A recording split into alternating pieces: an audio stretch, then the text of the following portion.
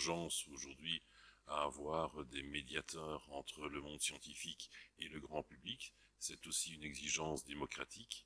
Il y a une difficulté aujourd'hui qui est dans la formation même des journalistes et dans les compétences des journalistes sur des débats qui sont des débats essentiels et fondamentaux qui font appel à des sciences qui sont complexes, à des savoirs qui sont complexes, il y a une nécessité d'avoir des médiateurs qui sont formés à cela. Alors, est-ce que les formations aujourd'hui sont suffisantes pour répondre à ces nouvelles exigences, à ces nouvelles contraintes finalement du métier, parce que notre avenir et l'avenir de l'humanité, c'est aussi une question scientifique, c'est-à-dire que les grands défis aujourd'hui, le réchauffement climatique, les pandémies, on a vécu 2 années difficiles autour du coronavirus, les problèmes de ressources naturelles, de transformation de ressources naturelles, le problème des énergies aujourd'hui, demandent évidemment aux médiateurs d'avoir des connaissances suffisantes pour pouvoir faire l'interface entre des experts qui, on a vu pendant la pandémie, n'étaient pas toujours d'accord, et donc il y avait des débats d'experts, comment faire le tri, comment séparer au fond ce qui est juste scientifique et ce qui l'est moins. Et or, on a en face de nous des experts qui sont diplômés, qui ont fait des recherches, qui font de la science tous les jours, mais qui ne sont pas d'accord. Alors, comment être le bon intermédiaire, comment être le bon médiateur entre ces personnes, ces experts et le grand public? Je ne peux pas le dire maintenant, puisque le débat n'est pas terminé. Nous aurons un débat cet après-midi sur des réponses que le réseau Théophras ou des institutions de formation aux journalistes peuvent apporter. Je n'ai pas d'a priori au départ, mais je pense qu'il y a des pistes qui existent. Il y a des pistes qui existent sur l'exigence même des journalistes généralistes. Les journalistes généralistes ont évidemment un rôle à jouer, ont une importance dans ce débat. Il faut bien les former à l'esprit critique, au questionnement, au doute permanent. Il y a d'autres voies qui est de dire est-ce qu'on ne pourrait pas former les scientifiques à la vulgarisation, c'est-à-dire en faisant un travail journalistique, comment le faire, avec quel type d'apprentissage, avec quel type de formation. Voilà, il y a des pistes qui existent, il y a d'autres préconisent plutôt une nouvelle génération de journalistes qui seraient des journalistes scientifiques et qui seraient agréés, par exemple, par des instituts de recherche ou des centres universitaires. Et il y a beaucoup de pistes qui sont sur la table. On va en débattre cet après-midi. Je me réjouis évidemment de participer à ce débat-là. On aura tous des choses à dire. On essaiera de trouver peut-être des points de convergence et peut-être des collaborations futures entre les institutions qui sont membres du réseau. Ah mais je l'ai dit, soit on forme des nouveaux journalistes qui sont des journalismes du journalisme scientifique, et on peut très bien, il y a des pistes qui existent, c'est-à-dire de prendre des scientifiques qui ont envie de faire du journalisme et de nous les former à ces métiers-là. Et donc ils seraient spécialisés dans des domaines bien spécifiques. Donc ce sont des pistes qui existent. J'ai un peu plus de mal à penser qu'on peut former des journalistes aux sciences.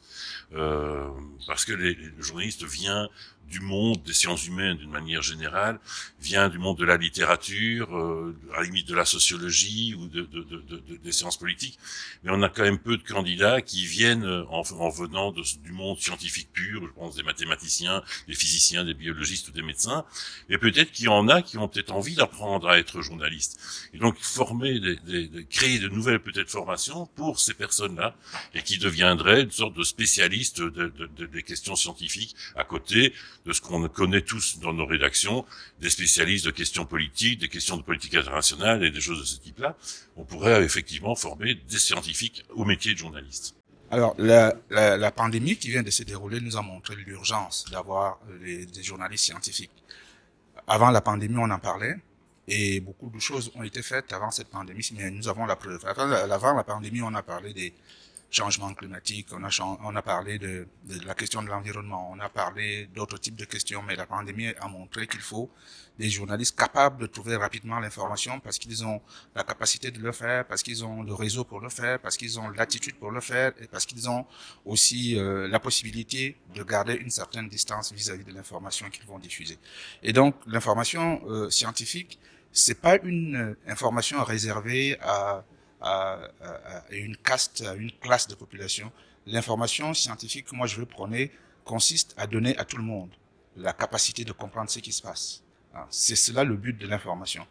Qu'est-ce qui se passe autour de nous et comment pouvons-nous réagir à ce qui se passe? que ce soit dans le cas de la pandémie ou dans d'autres cas tout simples où il y a une découverte qui a été faite. Alors, l'adaptation de la science aux médias a deux conséquences en réalité. La première conséquence, c'est qu'elle a des intérêts inattendus, le changement de la science, la rapidité. Le temps de la science n'était pas le temps des médias. Maintenant, la science doit composer avec la rapidité.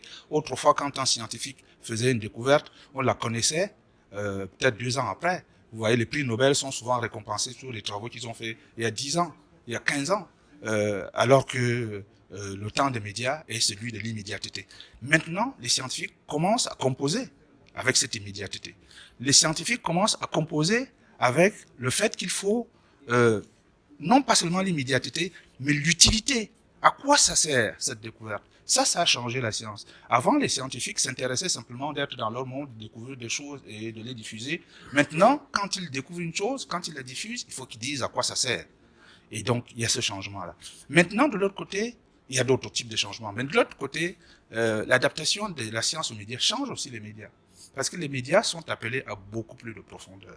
Sont appelés à réviser leur posture. Les médias avaient toujours l'habitude de dire nous, on va faire ça comme ça, la règle de la pyramide inversée, la règle du quintilien, on va l'appliquer. Maintenant, est-ce que ce sera toujours valable?